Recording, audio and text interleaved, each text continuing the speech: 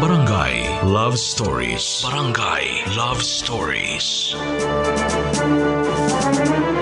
Gaano man natin kamahal ang isang tao, hindi yun dapat maging dahilan para bigyan natin sila ng karapatan na hindi na tayo irespeto.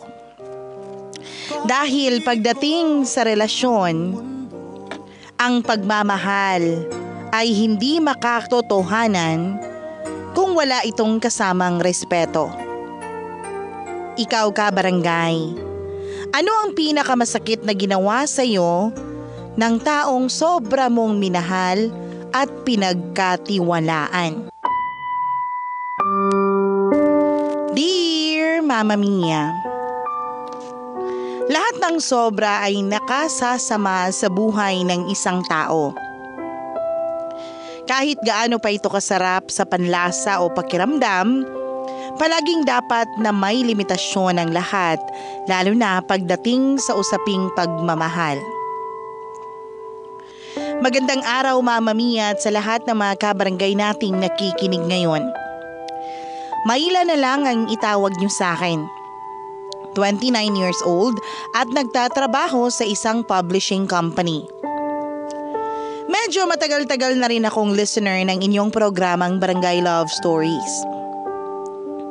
Sa totoo lang, Mama Mia, dati ko pa gustong sumulat sa inyo para magbahagi ng aking kwento, pero pinangungunahan ako lagi ng takot at ng hiya.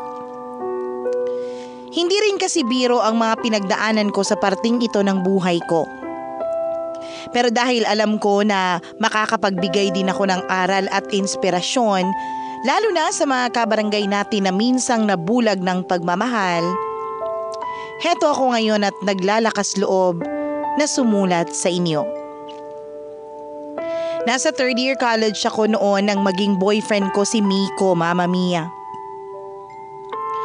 Tumagal ang relasyon namin ng halos 3 taon hanggang sa magkaroon na nga kami ng kanya-kanyang trabaho. Si Miko din ang first boyfriend ko.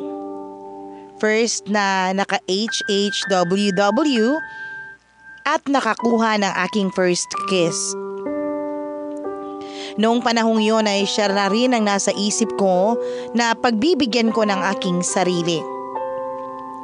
Pero gusto ko sana noon na mangyari man yun pagkatapos na kaming ikasal.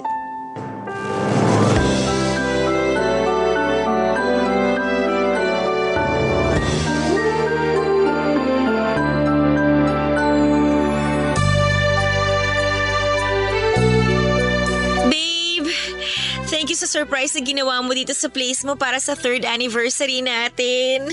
Nagustuhan mo ba, babe? Oo, sobra babe. Kaya nga, naiyak na ako kanina kasi kinilig ako tsaka natuwa talaga ako. Ang bongga kasi ng setup ngayon itong kwarto mo eh. Feeling ko tuloy, nasa loob tayo ng isang mamahaling restaurant. Mabuti naman babe at nagustuhan mo. Kasi at least, hindi na sayang ang effort ko sa pag-prepare nitong mga pagkain dito sa lamesa. At paglalagay ng mga bulaklak dito sa ibabaw ng kama ko. Huwag kang mag-alala. Sa next anniversary natin, sa mamahaling restaurant na talaga tayo pupunta. Naku, hindi na kailangan yun. Makasama lang kita kagaya ngayon. Sobrang saya ko na. Ako rin, babe. Mahawakan ko lang ng ganito ang mga kamay mo. Masayang masaya na rin ako. Happy 3rd anniversary, babe. Happy 3rd anniversary din. Kiss ko nga yung babe ko. Babe, sandali lang. Ayun. Nakikiliti na kasi ako eh. Pwede bang, itigil mo na muna yung ginagawa mo paghalik sa leeg ko? Babe, sandali lang. Sandali. Huwag mo akong hubaran. Babe, tama na. Babe, ano ba? Myla naman eh. Bakit ka ba nanunulak? Kasi ikaw eh. Sinisimulan mo nang iangat tong paldang suot ko eh. Ano naman ngayon? Dati na naman natin ginagawa to, di ba? Oo nga, pero hindi naman kagaya ngayon na parang gusto mo na akong hubaran talaga. Ano ba akala mo na gagawin natin dito sa loob ng kwarto ko? Magbabato-bato, topic? Miko, alam mo naman na hindi pa ako handa sa mga ganitong bagay, di ba? Kailan ka pa ba magiging handa? Myla, 3rd anniversary na natin ngayon. Hindi pa rin ba talaga pwede? Hindi pa nga kasi ako handa, kaya ayoko pa sanang gawin natin ang bagay na to. Bakit pala sumama-sama ka pa dito sa kwarto ko? Kung hindi mo rin pala ibibigay yung gusto ko. Palagi na lang tayong ganito, Myla. Nakakasawa na eh. Sorry na. Natatakot lang naman talaga ako eh. Huwag ka na magalit sa akin, babe. Paano hindi ako magagalit? 3 taon na tayong magkarelasyon pero parang hindi ka pa rin nagtitiwala sa akin. Hindi naman sa ganun. Kaya lang… Kung may tiwala ka sa akin at mahal mo talaga ako, papayag ka sa gusto ko mangyari. Pero sa bagay, baka hindi mo lang talaga ako ganun kamahal.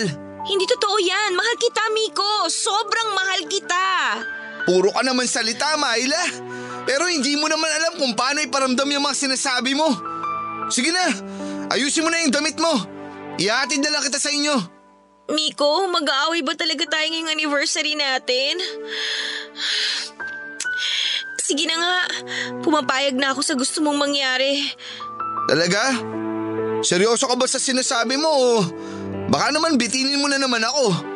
Oo, seryoso ako.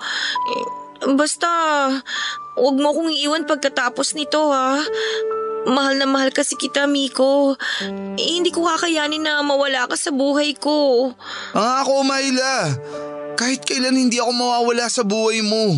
At hindi mo pagsisisiyan na mangyayari sa atin sa araw na to.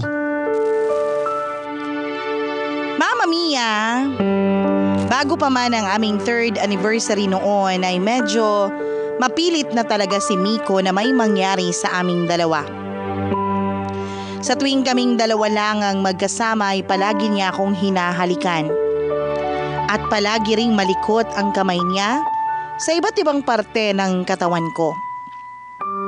Hinahayaan ko na lang din siya na halikan at hawakan ako noon dahil mas naiinis siya sa akin kapag hindi ako pumapayag sa gusto niyang gawin sa akin. Pero Mama Mia, hindi pa talaga ako handa na tuluyang may mangyari sa aming dalawa. Kaya madalas ay umiiyak ako noon para lang hindi matuloy ang gusto niyang gawin kapag nasa place niya kami. Kaya lang nang i-celebrate nga namin ang aming 3rd anniversary, ramdam ko na hindi na e-epekto sa kanya ang pag-iyak ko at magagalit na siya sa akin kapag hindi pa ako pumayag sa gusto niya. At sa mismong araw nga ng celebration para sa 3 taon ng relasyon naming dalawa, ay tuluyan ko nang sinuko ang sarili ko sa lalaking pinakamamahal ko.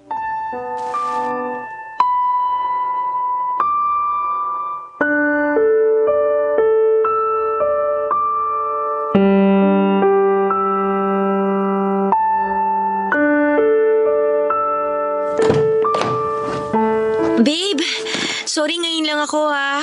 Ang tagal mo naman lumabas ng office niyo. Alam mo bang kanina pa ako naghihintay sa'yo dito sa loob ng kotse? Ang sabi mo kasi kanina, tapos na ang shift mo. Pero halos kalahating oras mo pa rin akong pinaghintay dito. Sorry talaga, babe. May pinahabol kasi na manuscript sa akin ng editor namin na kailangan ko i-proofread kanina. Bakit hindi ka man lang nag-text o nag-chat para hindi ako naghintay sa'yo? Nalobat din kasi yung cellphone ko tapos wala pa akong dalang charger. Kaya hindi na ako nakapag-message sa'yo. Imposibleng wala kang dalang charger. Ewan ko sa'yo, Myla. Ang dami mong dahilan. Babe, sorry na talaga. Ngayon lang naman ako nagpahintay ng ganito katagal sa'yo eh. Promise, hindi na ito mauulit. Dapat lang kasi nakakainit ka ng ulo. Sorry na talaga, babe. Ganito na lang. Sagot ko na lang ang dinner natin ngayon para mawala yung init ng ulo mo. Saan mo gustong kumain? Wala pa akong ganang kumain. Nalipasan na kasi ako ng gutom kakahintay sa'yo. Gusto mo ba magkape muna tayo bago mag-dinner? Sakto kasi may malapit na coffee shop dito. Sigurado ako magugustuhan mong… Babe, sadali lang. Teka babe, tumigil ka muna sa paghalik sa akin. Ano na naman ba, Myla? Baka kasi may makakita sa atin dito sa parking ng building na to. Eh di ba ang sabi mo? Gusto mong palamigin ang ulo ko? Bakit ngayon nag-iinarte ka? Hindi naman sa nag-iinarte ako, babe. Nag-aalala lang ako na baka may dumaan na ibang tao o kaya may makakita sa ating security guard dito. Hindi pa naman masyadong tinted tong bintana ng mga kotse mo kaya medyo kita tayo sa labas. Ang dami mong sinasabi dyan eh. Mabuti pa siguro bumaba ka na lang ng kotse. Teka babe, huwag naman ganun. Kung puro angal yung gagawin at sasabihin mo sa akin, mabuti pa mag-taxi ka na lang pauwi sa bahay nyo. Babe, sorry na. Nag-aalala lang naman talaga ako eh. Nag-aalala? Ang sabihin mo, nag-iinarte ka. Hindi nga ako nag-iinarte. Pero sige na. Ituloy mo na yung ginagawa mo habang wala pang ibang tao dito sa parking area. Ayos lang sa akin kasi mukha namang walang dadaan dito malapit sa sasakyan natin. Basta bilisan lang natin, babe, ha? Oo, babe. Bibilisan ko lang talaga kasi exciting to.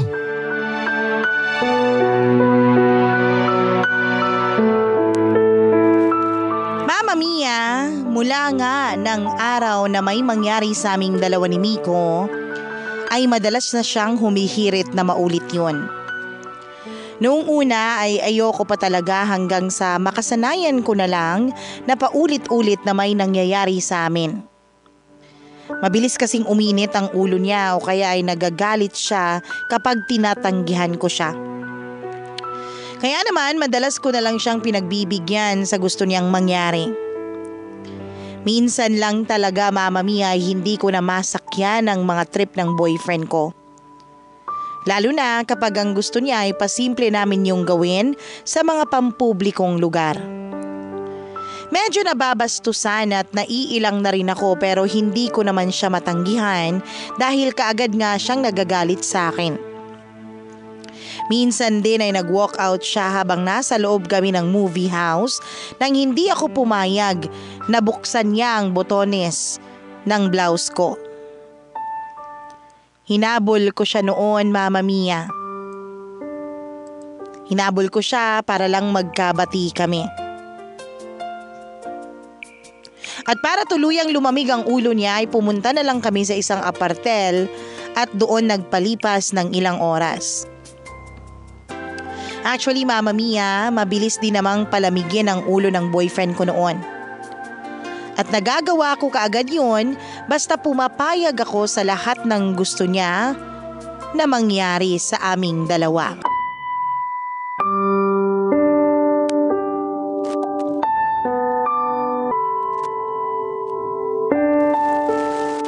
Mama Mia, habang tumatagal ang relasyon namin ni Miko, ay nagsisimula na siyang maging marahas at mapilit sa akin. Lalo na pagdating sa usaping sex. May mga oras kasi na kahit wala talaga ako sa mood na gawin yon, ay napipilitan akong pumayag dahil ayokong mag-away kaming dalawa. Kahit pa nga ayoko talaga na ginagawa ang mga ganoong bagay sa pampublikong lugar, ay pinagbibigyan ko na rin siya kesa naman mag-away pa kami. May mga bagay rin siyang pinapagawa sa akin na ayokong gawin pero sinusunod ko na lang siya dahil iniiwasan ko talaga na uminit ang ulo niya na madalas ay nauuwi sa pagtatalo naming dalawa. At kapag nagagalit o nanggigigil na siya sa akin, ay mas humihigpit ang hawak niya sa mga parte ng katawan ko, Mama Mia. Nasasaktan ako sa mga ganoong ginagawa niya noon, pero hindi ako pwedeng umangal. Pinipigilan ko ang sarili kong tumanggi dahil alam ko na mas masasaktan niya lang ako kapag ginawa ko yun.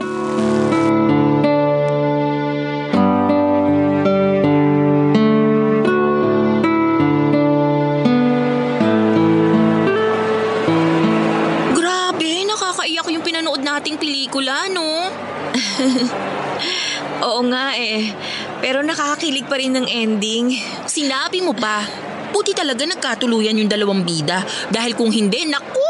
Baka tuluyan na akong humagulgol sa loob ng sinehan kanina. Ang babaw naman kasi talaga ng mga luha mo, Chris. La, napansin mo rin yun? Oo, kasi sa tuwing manonood tayo ng mga madramang pelikula, konting madramang eksena lang, naiiyak ka na kaagad. Ewan ko ba dito sa mga mata ko, ang bilis maluha. Kahit nga mga teleserye, nagagawa ako mapahagulgol kaagad. Nagmana talaga ako sa nanay ko. Palaging umiiyak yun sa mga dramang pinapakinggan niya sa radyo. Naku, ganyan din si Mama. Makikita ko na lang sa kusina ng bahay namin na umiiyak habang nakikinig ng drama sa radyo. Oo, nakwento mo na yan dati. Kaya sigurado ako na magkakasundo talaga ang mga nanay natin pagdating sa mga drama sa TV at radyo. Sinabi mo pa. Oh, Myla, ayos ka lang? Oo, ayos lang ako. Alam mo, kanina ko pa napapansin na parang medyo hirap kang magsalita. May masakit ba sa'yo? O may gumugulo ba sa isip mo ngayon? Ang totoo, medyo masakit lang tong lalamunan ko, Chris. Kaya ba nahihirapan kang magsalita? Parang ilang araw na rin yan ah. Napansin ko na hindi ka na rin makakain ng maayos kapag nagla-lunch break tayo sa trabaho. Oo, halos 1 linggo ko na rin nararamdaman to. Mas sumasakit lang talaga ngayon. Ano bang nangyari bago sumakit yung lalamunan mo, Myla? Wala namang kakaibang nangyari bago humap dito. Baka baka masyado lang matatamis ang nakain ko nitong mga nakaraang araw. Siguro nga, kasi panay ang libreng pakain sa opisina natin.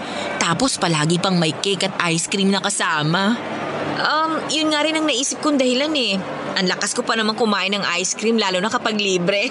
Napansin ko rin yun, pero mas mahilig ako sa cake kesa sa ice cream. Pero ipa-check up mo pa rin yan kapag hindi ka agad nawala ang pananakit ng lalamunan mo. Baka kasi mamaya kung ano na pala yan. Sige, kapag hindi pa to nawala sa mga susunod na araw, magpapa-check up na rin ako. Hanap na tayo ng kakainan natin, Chris. Tara, nagugutom na rin ako eh.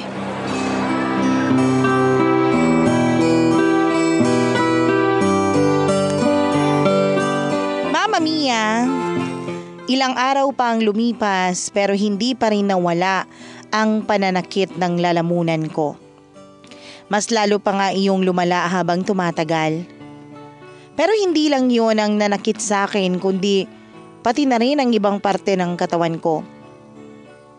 Hanggang sa magdesisyon ako na magpa-check up na sa doktor. At habang chine-check up ako ay may mga tinanong sa akin na tungkol sa mga ginagawa namin ng boyfriend ko. Na hindi ko na ide-detalye dito sa sulat ko dahil masyado nang sensitibo, Mama Mia. Basta nalaman ko noon ang dahilan ng pananakit ng iba't ibang parte ng katawan ko ay ang labis naming pagsisiping ni Miko. Sinabi rin ng doktor na dapat kapag alam kong nasasaktan na ako, ay hindi na ako pumapayag sa gustong gawin sa akin ng boyfriend ko. Mabuti na lang at babae ang doktor na nag-check up sa akin noon dahil medyo nahihiya talaga ako habang kausap ko siya at pinapayuhan niya ako. Pagkatapos ng pag-uusap naming yun ng doktor ay may nireseta sa akin na mga gamot, Mama Mia. Binili ko yun lahat at kaagad ko namang nararamdaman ang mabuting epekto noon sa katawan ko nang mainom ko ito sa tamang oras. Hanggang sa tuluyan na ring nawala ang mga iniinda kong sakit ng mga panahong yun.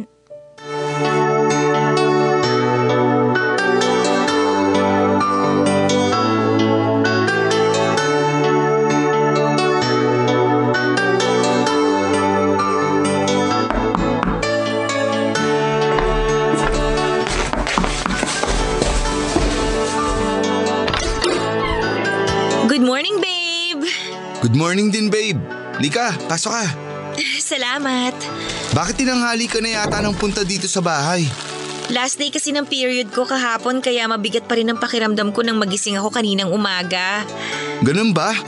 Dapat sinabi mo na lang nung magkausap tayo kanina para hindi na kita pinapunta ngayon dito. Mas maayos na naman ang pakiramdam ko ngayon, babe. Tsaka ilang araw na rin kasi tayong hindi nagkikita kaya gusto rin kitang puntahan dito. Sakto din kasi pareho tayong walang pasok sa trabaho. Uy, dumaan nga pala ako sa fast food bago pumunta dito. Bumili ako nitong paborito mong... Babe, sandali lang. Huwag mo muna akong halikan dyan sa batok ko. Kasi amoy pawis na ako. Ayun nga ang gusto ko, baby. Yung nalalasahan ko ang alat ng pawis mo. Ikaw talaga? Mamaya ka na lang maglambing. Kumain na lang muna tayo kasi mainit pa tong dala kong burger tsaka spaghetti. Makakapaghintay naman yung pagkain. Pero ako, hindi na ako makakapaghintay na makipaglambingan sa'yo, babe.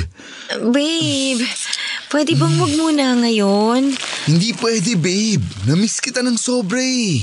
Babe, tama na. Ayoko talaga muna ngayon. Huwag ka na magpakipot dyan. Ubarin mo na tong damit mo.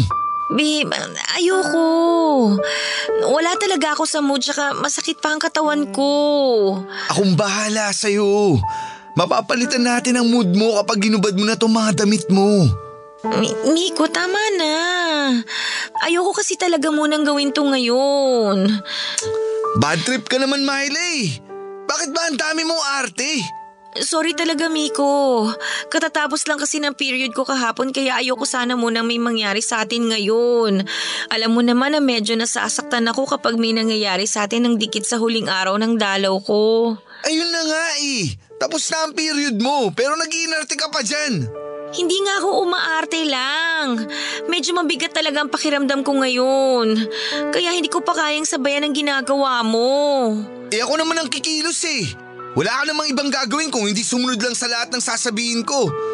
Tapos ang dami yung pang kinukuda dyan. Pasalamat ka nga kasi sa ilang taon na relasyon natin. Kahit kailan hindi ako tumikim ng ibang babae. Pero dahil sa pag-iinarte mo na yan, binibigyan mo ako ng dahilan namang babae. Nako, mas mabuti pa siguro umuwi ka na. Nakakasira ka lang ng araw eh. Matutulog na lang ako sa kwarto. Buwisit.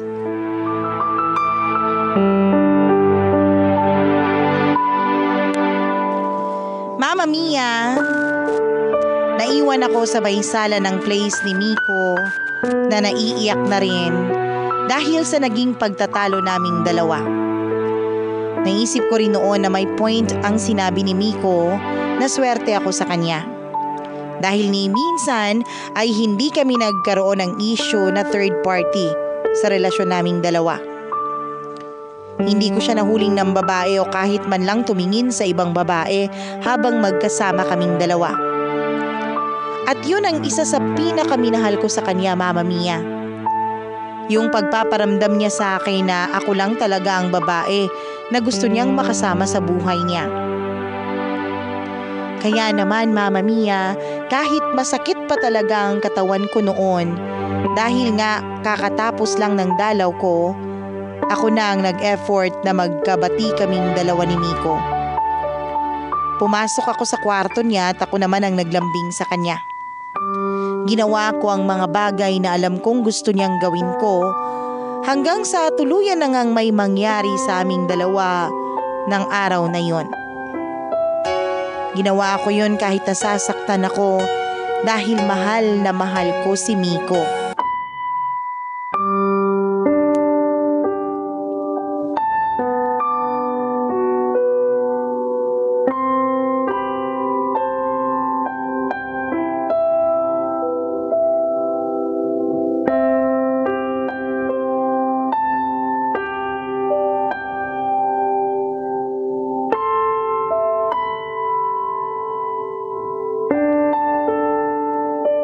Mama Mia, sa paglipas pa ng halos 1 taon sa relasyon namin ni Miko, ay nararamdaman ko na mas nagiging agresibo at marahas siya sa bawat kilos niya tuwing nagsisiping kaming dalawa. Mas humihigpit ang hawak niya sa akin at may mga pinapagawa din siya na minsan hindi ko na talaga nagugustuhan pero sinusunod ko pa rin. Bukod kasi sa pagbi-make out sa mga public place, ay hilig din ni Miko na manood ng mga malalaswang video at ang mas malala pa doon ay gusto niya na sinasabayan namin ang ginagawa ng mga tao na nasa malaswang video hanggang sa matapos siya. Noong una ay ayoko talaga sa ganoong trip niya pero kagaya ng dati ay wala rin akong ibang nagawa kung hindi ang sundin ang gusto niyang ipagawa sa akin. Kaya lang, Mama Mia, kapag pumayag ako ng 1 beses sa gusto niyang mangyari, ay uulit-ulitin niya yung ipagawa sa akin at hindi siya hihinto hanggat hindi pa siya nagsasawa.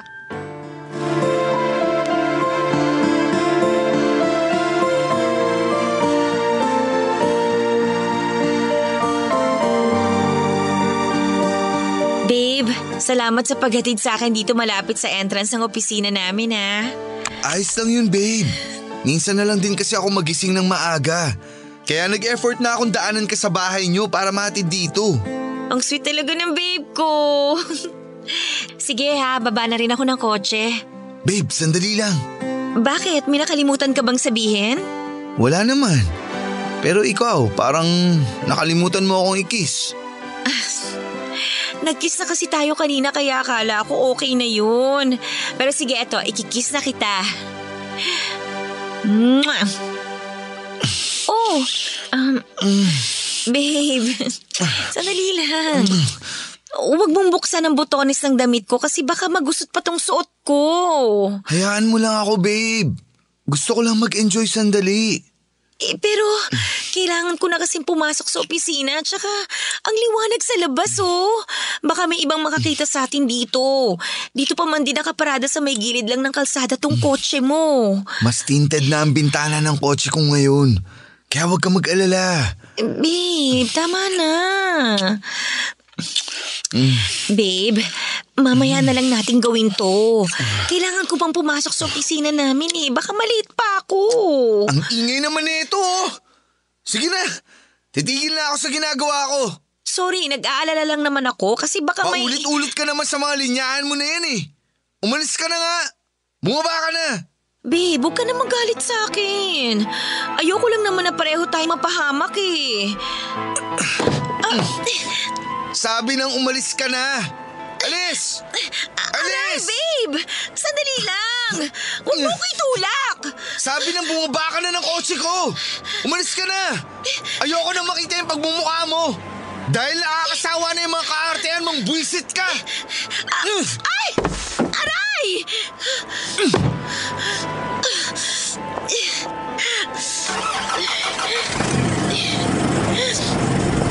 Myla! Ano nangyari sa'yo? Teka, kotse yun ni Miko ah. Huwag mong sabihin tinulak ka niya palabas ng kotse niya. Napakahayop naman ang ugali ng boyfriend mo na yan. Hindi niya ako tinulak palabas ng kotse niya. Natisod lang ako kaya napaupo ako dito sa semento. Pwede ba? Huwag mo na nga siyang ipagtanggol. Alam ko naman na matagal ka na niyang sinasaktan. Sabi ko naman kasi sa'yo, hiwalayan mo na yung lalaki na yan. Ay! Halika na nga. Aalalahin na kitang makatayo. Mama Mia, nang maalalayan ako ni Chris na makatayo ay medyo nahirapan akong maglakad dahil malakas pala ang pagkakabagsak ko sa sementadong kalsada. Nagkaroon ng konting gasgas ang binti ko na kaagad ko rin namang nagamot. Galit na galit si Chris nang sabihin ko sa kanya ang totoong nangyari. Hindi ako madalas magkwento sa kanya tungkol sa relasyon namin ni Miko dahil ayokong siraan ang boyfriend ko sa ibang tao. Pero sinabi ni Chris na kahit hindi ko sabihin sa kanya ang mga detalye ng tungkol sa amin ni Miko, alam niya naman daw na nasasaktan ako physically, emotionally at mentally ng boyfriend ko. Kaya dapat daw ay hindi ko na pinatatagal pa ang relasyon naming dalawa. Pagkatapos naman ng naging pagtatalo namin ni Miko ay hindi na niya ako tinext o tinawagan, Mama Mia. Sobra akong nag-alala dahil ayoko talaga na matapos ang relasyon naming dalawa. Si Miko ang first boyfriend ko. Siya ang first sa lahat-lahat ko at may pangako ako sa sarili ko na kung sino man ang unang lalaki na pagbibigyan ko ng aking sarili noon ay siya na ang gusto kong makasama sa habang buhay. Kaya naman, Mama Mia, ako na ang gumawa ng paraan para muli kaming magkaayos ng lalaking mahal ko.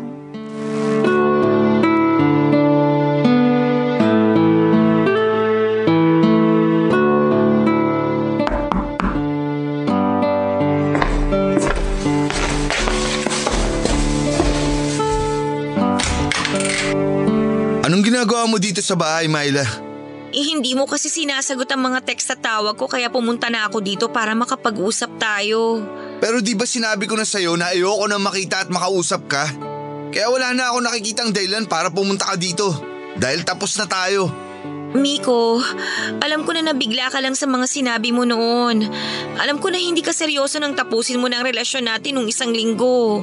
Kung sabihin ko sa'yo na seryoso ako, may magagawa ka pa ba para baguhin ang desisyon ko?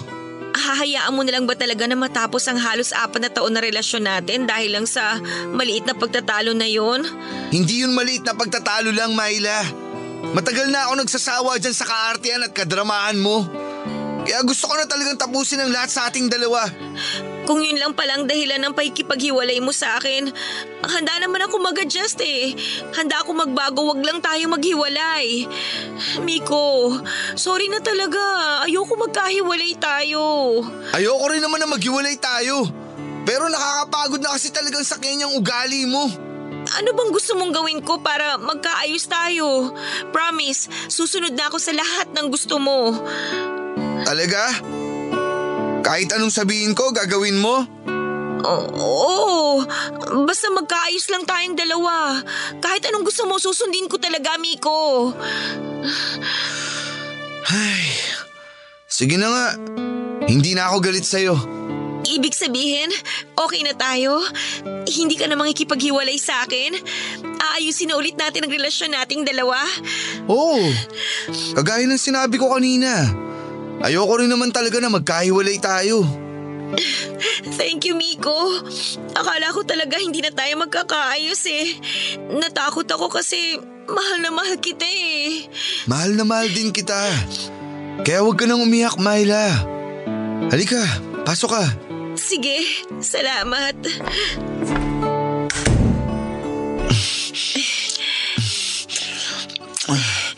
Namiss kita, babe. Namiss din kita, sobra. Kung alam mo lang kung gaano ko hinanap-hanap na mahalikan ka ulit kagaya ngayon.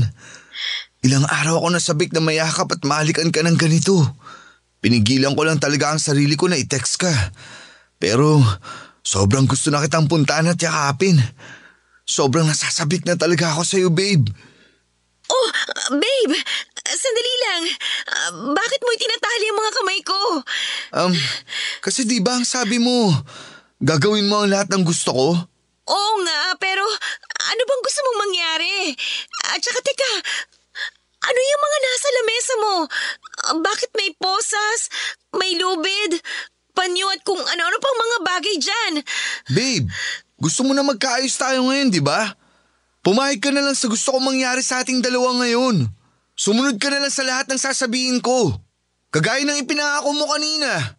Miko, sinabi ko na gagawin ko ang lahat ng gusto mo para magkaayos tayo ngayon. Pero hindi naman ibig sabihin nun, pumapayag na akong babuin mo ang katawan ko. Ano ba talagang tingin mo sa akin? Girlfriend mo o laruan na para usan mo? Myla, huwag ka nga mag-isip ng ganyan. Gusto ko lang naman na mag-explore tayo pagdating sa sex. Hindi yung paulit-ulit na lang tayo sa ginagawa natin. Ang sabihin mo, gusto mo lang paglaruan tong katawan ko gamit ang kung ano-anong bagay na binili mo na yan. Pwede ba, Miko? Hindi naman ako ganun kababa na babae. Mahal kita pero ayoko na ng ganitong ginagawa mo sa akin. Nakakababa na ng pagkatao. Dahil paulit-ulit mong pinaparamdam sa akin na ginagawa mo lang akong para usan. At kung sasabihin mo ngayon na nag-iinarte na naman ako, sige! Bahala ka na kung ano yung gusto mong isipin at sabihin. Wala na akong pakialam! Dahil ako na mismo ang tatapos sa relasyon nating dalawa ngayon!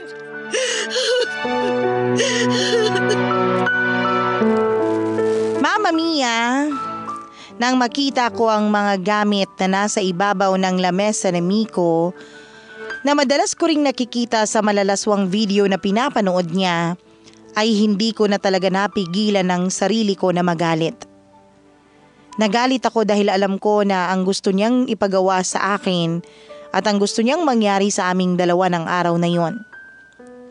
Pagkatapos ko ngang sabihin na ako naman ang nakikipaghiwalay sa kanya, ay pinigilan niya pa ako noon na umalis sa place niya. Siya naman ang nakiusap na ayusin namin ang relasyon naming dalawa. Niyakap niya ako ng mahigpit pero ako na ang kumuwala mula sa yakap na yon. Sinabi ko sa kanya na pagod na ako sa kung ano man ang relasyon na gusto niyang magkaroon kaming dalawa. Sinabi ko rin na pagod na akong mahalin siya kaya ayoko nang makipag-ayos pa sa kanya. Hindi rin naman kaagad siya sumuko noon, Mama Mia. Dahil parang bumaliktad ang sitwasyon at siya naman ang walang tigil na nagte-text at tumatawag sa akin. Sobra-sobra ang pagpipigil na ginawa ko sa sarili ko para hindi na muling magkipagbalikan sa kanya, Mama Mia. Pinigilan ko talaga ng sobra ang sarili ko na pumayag na magkita ulit kami. Dahil alam ko na pwedeng bumigay na naman ang puso ko kapag magkaharap na kaming dalawa. Mahal ko talaga siya ng mga oras na yon at pinanghihinayangan ko rin ang halos 4 na taon na naging relasyon namin. Pero siguro ng mga oras na yon, Mama Mia, ay nagising na lang ako bigla sa katangahan ko at na-realize ko na oras na para mahalin ko naman ang sarili ko. Masyado nang masakit yung pagpaparamdam niya na para bang isa akong mababang uri ng babae. Ilang taon ko rin siyang hinayaan na halos babuyin ang katawan ko. At siguro ay sapat na yun para ma-realize ko na oras na para sarili ko naman ang mas pahalagahan ko. 1 buwan pa ang lumipas noon bago tuluyang sumuko si Miko sa pagsuyo sa akin. Siguro naramdaman niya na hindi ko na talaga babalikan pa ang isang kagaya niya. Naiiyak pa rin ako noon sa tuwing maaalala ko ang naging relasyon naming dalawa, pero hanggang doon na lang yon. Dahil kailanman ay hindi na ako muli pang bumalik sa kanya. Si Miko ang first boyfriend ko na inasahan ko noong makakasama ko na rin sa habang buhay. Kaya nahirapan talaga ako na muling magtiwala sa ibang lalaki noon, Mama Mia. Pero siguro alam ng poong may kapal kapag sobra nang nasaktan ng isang tao. Dahil nang muli akong pumasok sa isang relasyon ay hindi ko na yon pinagsisisihan pa. Ngayon, Mama Mia, ay kasal na ako at may isa na rin kaming anak ng asawa ko. Masaya na ako sa buhay ko lalo na at pinaparamdam sa akin ng asawa ko kung ano ang tunay na kahulugan ng salitang relasyon, respeto at pagmamahal. Mama Mia, maraming salamat po sa pagbabasa nitong sulat ko. At sana sa mga kabarangay natin na minsang dumaan sa ganitong klase ng relasyon, sana huwag tayong matakot na muling magtiwala at sumubok magmahal ulit. Dahil meron at merong inilaan ng Panginoon para sa atin.